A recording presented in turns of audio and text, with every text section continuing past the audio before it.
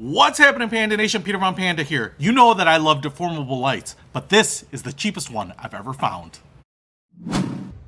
Hey, so I was looking for a deformable light. They are really awesome. They fit into a regular light bulb socket, and yet they put out a crazy amount of light, and they use very little power.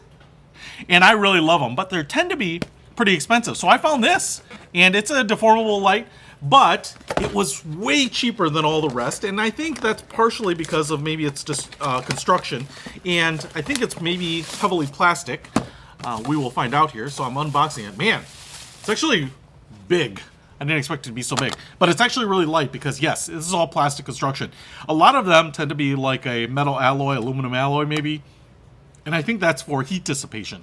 So I'm kind of curious how this one will work. You can see we have 4 big petals here.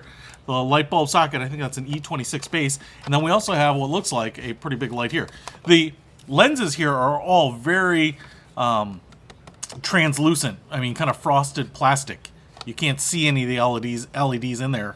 So I'm hoping that they will shine through pretty brightly. You might be able to see here as I pull the pedal down, there is a detent. So there's a stop right there, as well as one right there.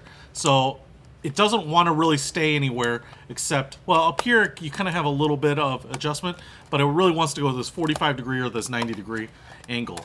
On the back, you might be able to see here, we have some ridges here for structure, presumably, cap over the light bulb base, and that's pretty much it. So it should just screw in. So I'm really kind of curious how much light this puts out, and the nice thing is if you angle these up at 45 degrees, you know, when you put this thing in, you want them flat when you're putting it in. That makes it a little easier. This should throw a ton of light. Now, it's a 60 watt, 6500K.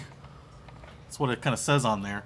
But I'm probably mostly concerned with how bright this sucker is, because some of the metal ones I know are really bright, but they're designed to put out a lot of power and even some heat with it. So let's go ahead and take a look at an existing light bulb and then replace it and see what we think of it.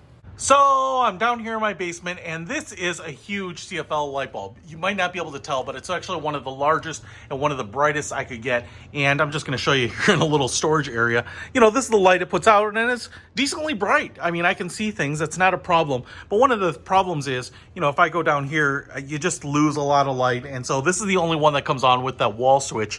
And that's why I wanted to replace this one. You know, right under it, it's not that bad. But like I said, it leaves a lot to be desired in some of these other areas. So we're going to pull this one out and then put this one in. Okay, so installation's as easy as installing a light bulb. How many people does it take to install a light bulb? I can tell you right now, this thing is bright, and I'm really actually impressed with it because I was kind of wondering based on the construction. It's actually a little hard to look at, and I'm looking at it through the camera, and I'm not sure how well this is going to come across on camera, but I can tell you looking at it is kind of painful, and you definitely have to squint. On the old light bulb, despite how bright it was for what it wasn't hard to look at. You know, that's not a problem. I left all the petals up in 45 degrees because I wanted to throw that light. And I will tell you, even right underneath here, everything right below it is well illuminated. Better than it was before. It is just really, really bright. But because I have those panels that are throwing light in different directions, I can tell you right now, that is much more well lit. And this is much better lit than it was on the old bulb. Even the things like on the wall here, it's just super, super bright. So I am really happy with that. I'm really quite impressed with it, given the fact that it was really inexpensive and the construction was, I mean, you know, simpler in a lot of ways than a lot of the other deformable lights. I think the other big advantage here is that I have 4 petals, so I've got 4 panels or petals. I call them petals because the thing looks like a flower. So you have light being distributed in all different directions. And as you might be able to see there, I can't see where the LED elements are, you know, the LED emitters.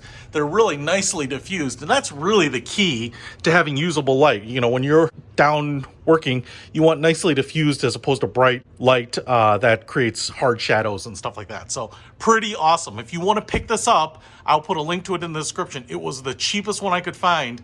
And I will tell you, I don't know that I'd get anything else when I'm replacing bulbs next time. Link in the description below. Peter Von Panda, out.